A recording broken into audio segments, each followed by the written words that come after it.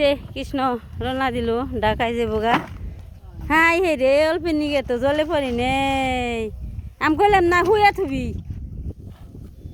নৌকায় চড়ে পড়ছে নৌকায় থেকে পার হইব খালের ওই পার চলেন দেখা যাক কোথায় যাই কৃষ্ণ